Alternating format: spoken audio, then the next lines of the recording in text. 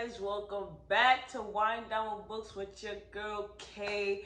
I know it's been a while, a month approximately. I apologize for not rolling out the videos. It's just, how life gets, and I just haven't been in the mood to make a video, but we back, baby. Anyways, I have a whole bunch of books that I've read that I want to review, so I'm going to slowly roll out the videos, but I wanted to review the series Diary of a Stalker. So this is book 1, this is book 2. This is going to be video 1, and I'm going to make a separate video for book 2, right? So if you've read this series, drop it in the comments. The book is crazy. So anyway, let's just jump right into it. I hope everybody's doing good though.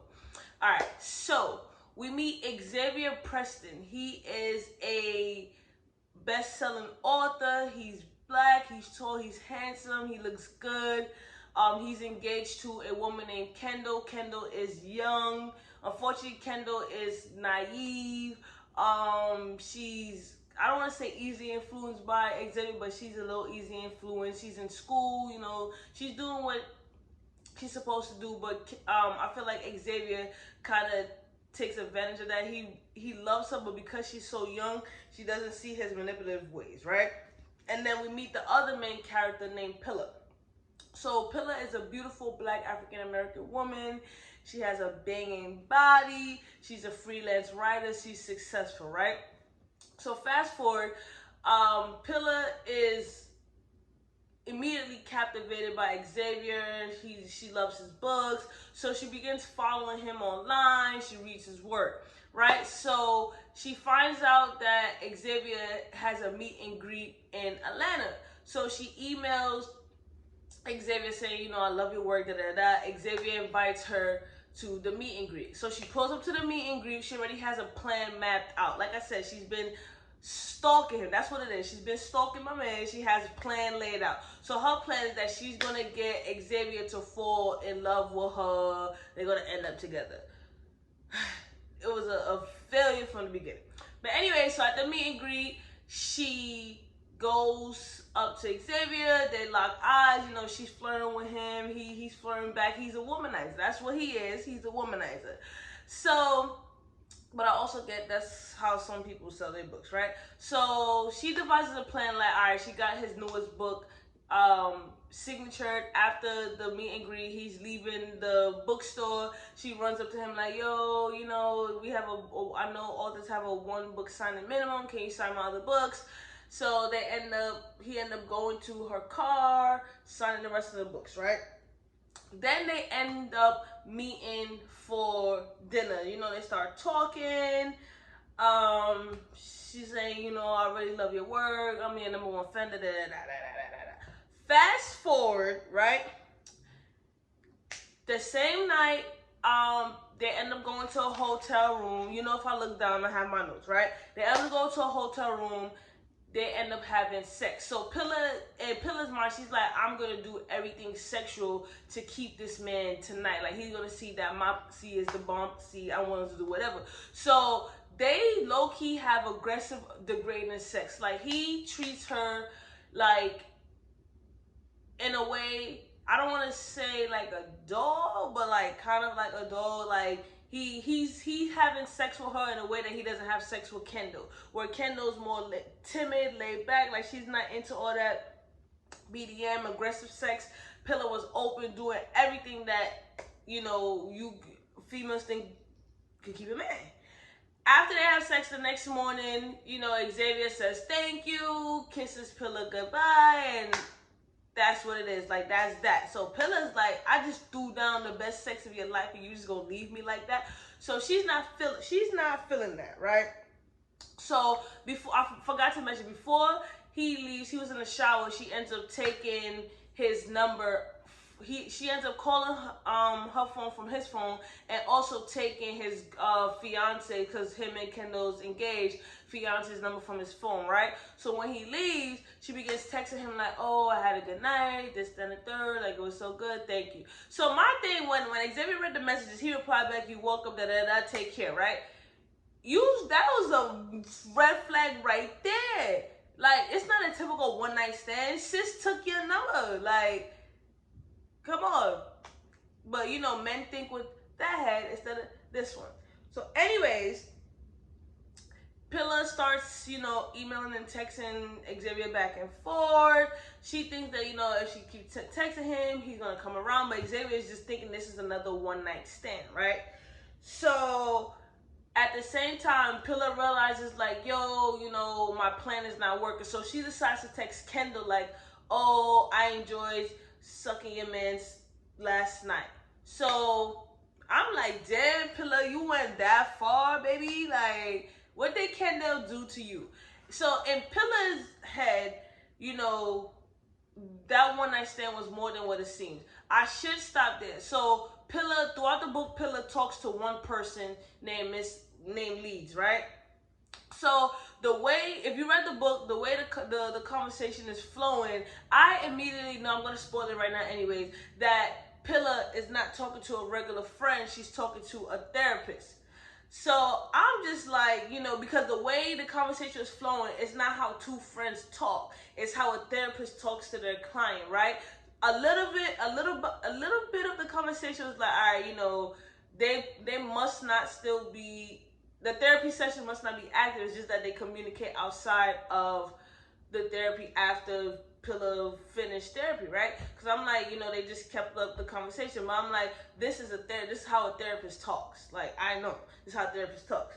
So long and behold, in the book, you find out that Leeds is Pilar's previous therapist. After the sessions ended, she kept in contact with Pilar because she really liked Pilar. Pilar been through a lot, right? I'm not gonna spoil that part yet, but she's a therapist, right? So Pilar is telling Leeds throughout this part of the conversation, like, she slept with Xavier, she really likes him. Leeds is telling her, like, listen, you're reading more into it. Why would you sleep with him? He's not going to be able to fulfill the happiness that you are looking for. Pilar's just like, she's not listening, basically. Leeds is really worried because Pilar has been down this road before. So I'm just like, listen, this is a disaster, and this is like the first couple chapters, right? So anyway, at the same time, I want to make sure, Dre confides in, okay, I forgot to mention, Dre is Xavier's best friend, and Xavier confides in Dre about his one-night stand with Pilar. Because at the same time, after Pilar had texted Kendall, Pilar goes psycho, like, she goes crazy on Xavier. And she feels like Xavier's just using her for a booty call, and he's a womanizer, he doesn't care about her, and she plans to teach him a lesson, right? And he had called her a psycho bitch, and that's one thing that Pilar hates to be called, is a psycho bitch, right? That really triggers her. So at this time, we learned that Pilar was abused physically, emotionally, sexually, as a child, and him calling Pilar a psycho bitch triggers her, right? It's a trigger for her. And Pilar also had killed her ex-boyfriend in Baltimore, because right now they currently, well, she's in Atlanta, he lives in Houston, but he's on a book tour, right? And he really loves Atlanta. So Xavier confides in Dre about the whole Pilar situation. Dre is a confidant, he's level-headed. I feel like he low-key condones Xavier cheating on Kendall, but he does tell Xavier, like, Kendall is the love of your life. She's good for you. Be careful because you're gonna lose her. He tells Xavier that he should stay away from Pilar. There's a whole bunch of red flags. You're gonna get yourself in trouble. Xavier's like, yeah, I know, so he low-key listens to Dre, but he doesn't listen to Dre, right? So after the conversation with Dre, he's been ignoring Pilar. He hasn't emailed her back. He hasn't texted her, this, that, and the third. So I'm like, all right, Xavier, like, you doing good. Like, all right, keep Kendall. I forgot to mention, when Xavier found out that Kendall received a text, he's like, what the hell is going on? Because he underestimated Pilar. So him and Kendall start talking about the text. Kendall low-key believes what Xavier says. They get past it. And I'm just like, Kendall, you're so naive. So the reason why Xavier cheats on Kendall. He's a womanizer one. There's no excuse about that. But he also feels like Kendall is naive in the bedroom. So like Kendall is really young. I think she was like, I want to say like 23, 24, 25. 25 the most, I think, right?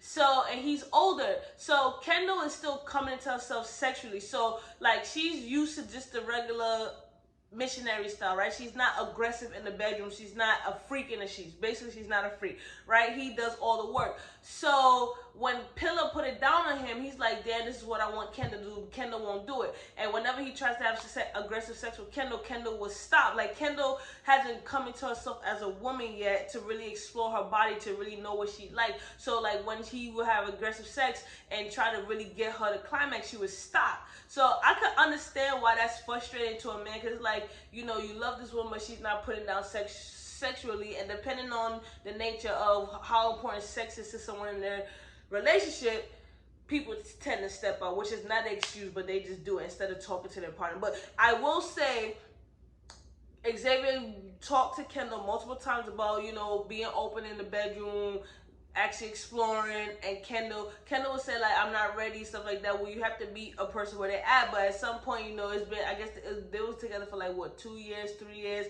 It's like, when are you gonna be ready? You get? So I understand both sides of the spectrum. It's just like, you have a grown ass man and you say you love this man, you're not wanting to explore your own body even on your own time. So it's a little frustrating, but I get it, right? I get it on both ends. But at the end of the day, it's still no excuse to cheat. It's either you tell your partner this is not gonna work, y'all break up, or y'all find a compromise.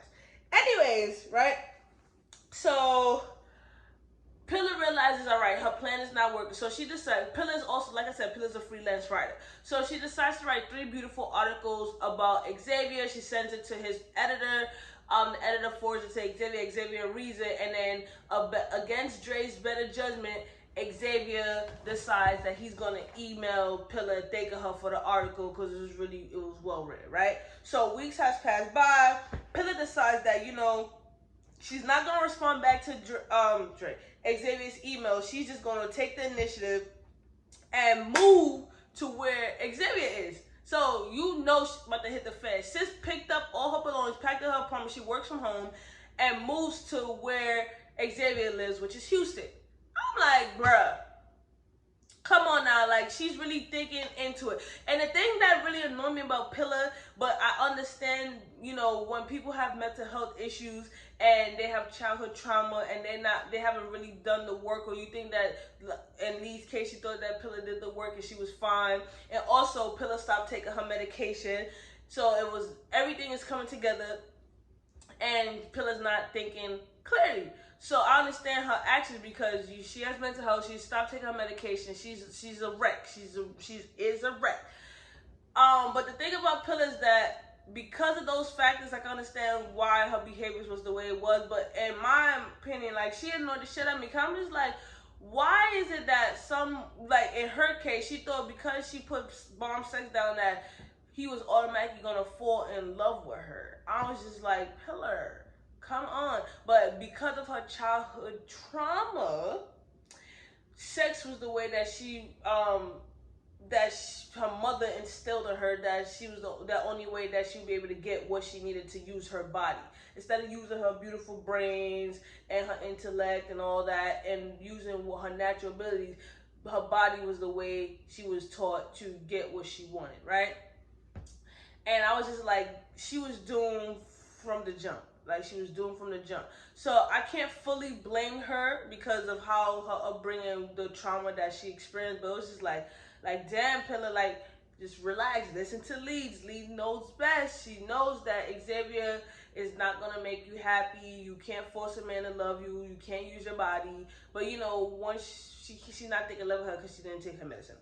Anyways, so once she moves to Houston, she gets there. She starts stalking. That's what it is. Stalking Xavier, finding out where he lives, where he goes to write, this, and the third. So then, one day she pulls up to the Starbucks where he usually goes and write. And one thing about Xavier that I did not like, Xavier was an asshole. He was an asshole to the people around him. He didn't care. He was very self-centered. I wouldn't call him a narcissist, but he was very self-centered, and it was like his way or the highway. But I understand when it came to his job, that he has a writing process he likes to follow. But he was just a typical asshole, and if it wasn't about him, then he didn't give a damn, right? So anyways, she pulls up, she's in line at the Starbucks that he usually goes to. He ends up seeing her. He's like, Pilar, what you doing here? So they end up talking. She apologized for all the emails and everything that transpired. She tells him that she's in town temporarily to do an article on the residents who were impacted by Hurricane Katrina. They make amends, and then they agree to lunch. So against his better judgment, yet again, he decides that he's gonna meet Pilar for lunch. But he's thinking about his, not with this head, because whenever he looked at Pilar, he's thinking about the sex that transpired to with them, because Pilar would degrade herself for him. Like, she was doing things in the bedroom, and it's like, yo, like come on, like, it was a little much. Like, I'm gonna just say that it was very, in my mind as I was reading it, like, she degraded herself for his sexual fantasies. It was just like, it was beyond BDSM. It was beyond that. I'm just gonna say that. So anyways, they go to lunch, this, and the third. At lunch, they get to talking. She's annoyed because she's like, I miss you. Do you miss me? And Xavier's just like, no, like, basically no. She doesn't like the responses that she's receiving from him. And again, she uses sex to get with him. So at lunch, you know, she low key, well, not low key. She can't make him do anything. I'm just trying to put it in a way where it's appropriate for YouTube. His hands went somewhere at the lunch table. That's all I'm gonna say, right? So after lunch, they end up going to a hotel. They end up having sex, right? And they end up doing more degrading stuff. Like, she will open up her body for him in ways. And during that time, when they was having sex, she ended up having bruises all over her body because that's how rough the sex got, right? After that thing, I guess the sex was so intense and all the bruises, she had an episode. And during that episode, she's like, you know, I'm gonna do this. I don't want to be in trouble. I don't want to be this, that, and third. So Xavier is there during that episode, and she's like in a trance. So he realizes, like, yo, like, I bruised her body during sex, but she was also abused as a child. And he's like, damn, like, he feels sorry for her, and like, he feels bad about the situation. I'm like, there you see a little compassion there, right?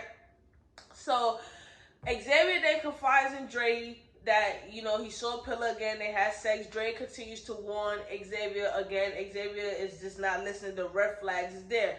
Pilar also confides and leaves, like, you know, I'm sleeping with Xavier. You know, I know that he has a fiance, but she doesn't do what I do for Xavier. Xavier is gonna fall in love with me by any means, and Lee's just trying to tell Pilar, like, this is not healthy. You gotta stop. Pilar's not trying to listen to Lee's, right? So as time goes by, Xavier is thinking about Pilar. So he decides that he's gonna hit Pilar up, right? So he's flirting, talking dirty with Pilar over the phone, and this is why Kendall's away studying for her exam and stuff like that, right? Which is foul as well. But Kendall's still naive. So he's flirting with her, and I understood Pilar in this instance, right?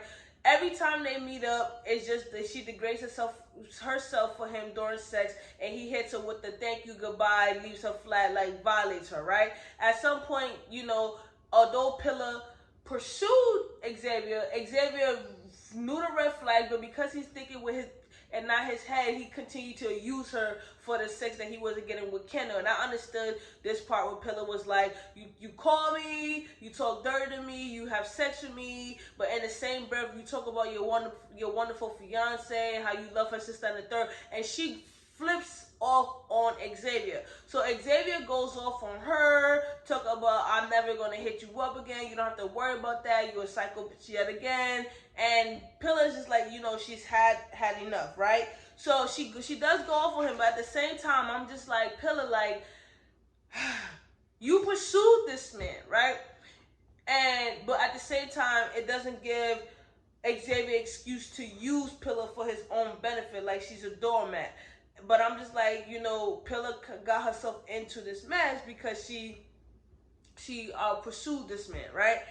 And it was just like, damn, Pilar. But again, she's not in the right mental state of mind, so she's not really focusing on what she should be doing, what she shouldn't be doing, right? But at the same time, Xavier was fully aware of what he was doing. He still kept doing it. He kept using her, so there's no excuse. Like, he knew that something was off with Pilar. He knew the red flags, and he still continued to do what he was doing, and that really pissed me off. Cause like, you know, she's in this, she's not in a good state of mind, but you still using her for your own advantage. So anything that happened afterwards, I don't blame Pilar, I blame you. You have a role to play in this. Like, your womanizers catching up to you. When you play with fire, you will get burned. I'm just gonna say that, right? So anyways, fast forward. I don't want this video to be too long, right? So after those events, you know, Pilar has sent Xavier some emails. They're going back and forth, and Xavier really realizes that, you know, Pilar is losing her mind a little bit, right? So after that, I think a couple of days have passed by. Pilar decides to call Xavier. He doesn't answer. She leaves a voicemail saying, "Hey Xavier, I'm just leaving Houston. I just want to say goodbye to you in person." So Xavier has the voicemail. He's like, "Oh my God, thank the Lord! Like, I'm so excited." Right? They end against his better judgment again, right? That's why I keep saying Xavier is to blame, because he got the voicemail. If I was him, I wouldn't even respond. I would just left it as it was. He calls Pilar. They agreed to meet, right? So they meet for dinner. They talking about everything again. Yet again, she still apologizes for everything that went down. He apologizes too. He kind of acknowledges the roles that he played. They end up having sex in the restaurant bathroom, and I'm just like, what? So during the time that they was having sex in the restaurant bathroom, while Xavier is inside her, he calls Pilar Kendall's name. So while Pilar hears that, she goes cone face, stone, whatever you want to call it. She's trying to push Xavier out of her. Xavier continues to force himself in her. He realizes that he calls Pilar Xavier. Xavier realizes that he calls Pilar Kendall's name, but he dismisses it, trying to make Pilar seem like she's crazy, and still gets his off. So Pilar's just like, I'm going to teach his ass a lesson. Because she already had a plan. She's not really leaving Houston. She just called him and tell him that so she could get back in his good graces, right? So anyways, after the bathroom scene, they leave the dinner. They go to a hotel, right? So she brings a black bag. At the hotel, they have more degrading sex, whatever, right? Xavier falls asleep. And after that, Pilar, while he's sleeping, Pilar ties him up, and when he wakes up, Pilar whoops him with a black leather whip, right? And I'm just, honestly, I didn't feel bad for him. I'm like, he deserved that. Like, he really deserved that. So Pilar whips him, leaves him in the hotel naked. He has to call his friend Dre to rescue him. He got whooped like, I don't want to say that. I'm just saying he's got really whooped, right? So Dre comes to the hotel. He's laughing at Xavier like, yo, this really happened to you. I probably would have left too. So after that, Xavier is traumatized. He has PTSD from the situation. Every time he turns around, he's thinking about Pilar. He's jumping. He's scared. Like, this is a traumatizing experience for him. But I don't condone it. I don't feel bad that it happened to him because of his womanizer ways, but I don't condone what Pilar did. At the end of the day, you know, because your actions led to the situation, I don't condone violence, right? Regardless of who Xavier's character was, I just don't condone that. But I don't feel bad that it happened, right? But anyway, so after the whole situation, Xavier's just like, what the hell? So Dre's like, I warned you, you didn't listen. So Xavier's like really fed up, and he wants to kill Pilar, right? So pause real quick. All right. Then there was a one point after the whole situation. Pilar called it lesson night, right? Kendall and Xavier's out to dinner. You know, Xavier lied about his bruises, of course. Pilar pulls up to the restaurant where they're at, acting as Xavier's #1 fan. So Kendall's oblivious to everything, but Xavier is furious, but he's not saying anything, right? So then Kendall forces Pilar and Xavier to take a picture. Xavier tries to run after Pilar. Pilar speeds off, right? Then, after that incident, Pilar decides that she's going to pull up to the house where Kendall's living. and tell Kendall everything. So she tells Kendall that, you know, she's been sleeping with Xavier, and if you don't believe me, I left a gift by the bed. Pilar left some black panties. Kendall is fed up. She leaves Xavier's ass for good. I'm like, yes, Kendall, leave his ass. He was never going to change. He was still going to come cheat on you. You deserve better. You're young. You don't need to be tied down. Leave his trifling ass, right? So now he's distraught. Kendall left him. He really did love Kendall, but he just couldn't be the man that Kendall needed him to be. And it's a shame. So now, Xavier has had enough. So Dre had given Xavier Pilar's apartment address, right? Xavier pulls up to the apartment. He confronts Pilar like, "Oh, you bitch, this and third, stay away from me, stay away from Kendall." He begins to beat on Pilar. Pilar is actually enjoying the whooping. Like, she's like, "Oh, come on, bet you're enjoying this." Like, every time he hit her, right? So Pilar actually forces herself onto Xavier. They end up having like sex. He's like, "Oh, this is what you want," pounding into her. It's like rape. It's not like rape. It's like rape because that's what she was trying to get him up to do to her. So, but then he realizes like what she's doing, and then he leaves the apartment. So when he beats her, he didn't beat her. He beat her, but he didn't beat her that bad where it would send her to the hospital, right? So Pilar decides that she's gonna pay the man some money who, at one point, she had drugged Xavier in the book. The man comes over. She pays him to beat her severely. So he beats her bad in the face, punches her on the face, right? Pilar goes to the cops. I'm like, Pilar, now come on. Like, I know you want to teach this man a lesson, but damn. Like, because the man is turning you down and he doesn't want you, he didn't want to leave his fiance for you, like, because he told you no, like, you really went this far, like, she never took accountability for the role that she played. But again, she has mental health issues. She's not taking her medication, so she's not seeing that picture. So Xavier gets arrested. I'm sorry, guys. Xavier gets arrested, and he's in jail. He's in jail. So the media is persecuting him. Half of the people's on his side. Half of the people's on Pilar's side. They got Pilar pictures up all over the news, right? So time goes by. Xavier ends up getting 5 years probation and community service. But he's severely traumatized. Like, whenever he looks over his shoulder, he's looking for Pilar. Like, if Pilar's stalking him, like, he jumps at the littlest things. Like, he's my man. Like, she did a number on him, and she's traumatized, right? After the trial, Pilar had sent him an email like, "You'll never find another me. I love you." What else did she say? She was like, "You know, we belong together.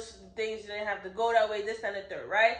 At the same time, Xavier receives a letter from Dr. Leeds. So Dr. Leeds in the letter tells Xavier, like, you know, you do gotta take accountability. And she saw the signs that was going on with Pilar. She told Xavier in the letter that, you know, Pilar was severely abused as a child, and this is why she is the way she is. And she should have said something, but she's not, you know, telling Xavier that, you know, she was Pilar's therapist, but after the sessions ended, they just remained close friends and confiding this and that third. And I'm like, Dr. Leeds, like, this is still, you breaking patient confidentiality, sis, because regardless if you and Pilar have remained in contact after the sessions, your duty as a clinician is not to divulge your client's information. You, like, everything, she divulged everything about Pilar in this letter. I'm like, sis, like, you could be disbarred. What are you doing? What are you doing? So I was just like, this is not a good example as a therapist, like, because had Xavier reported Dr. Lee, she would have lost her license. Like, what are you doing, sis? Like, you can't just do that. You could have been brief, like, but you don't have to say all Pilar's business. But anyways, after Pilar's sent that email, she ends up disappearing, going to a tropical island, you know, just breathing out everything, relaxing, trying to get herself together, right? Xavier ends up writing a book called Diary of a Stalker. The novel goes to #1, and they decide they're gonna make a movie out of the book. So, you know, regardless of the situation that occurred, he still comes out on top, right? His novel hit #1. He gets a movie deal finally, so he's doing good. But mentally, my man is scarred, right? And I was surprised. My girl Kendall, even though she was naive and young, you know what I'm saying, she wasn't really following the red flags. At the end, she gets the man. She's married to a surgeon. She seems happy. She's finished school. Went into a profession, so she's done good for herself, right? It did say that at the end, after Pilar went to the tropical island after the year, she comes back to the States and she goes to Los Angeles because that's where Xavier is temporarily after filming the movie, right? So all in all, the book was crazy. I was trying to speed it along, but you know, Pilar was a lot. Pilar was a lot. Pilar was very dangerous, and at the end of the day, as Pilar was confiding Dr. Lee's, I honestly felt like it's hard because we have something in the clinician field called duty to warn, right? If you feel like someone's life is in danger while you're engaging in services with your client, you're obligated to warn that person. But the problem was, Pilar was very brief with Dr. Lee. Like, she wouldn't say words that would ultimately have Dr. Lee thinking like she needed to warn Xavier. So it was like a catch-22 there. It was like, damn, like, you know, she got the hint that something was wrong, but because it wasn't like, I'm going to harm Xavier, I'm going to do this to Xavier, she didn't have the duty to warn regardless, right?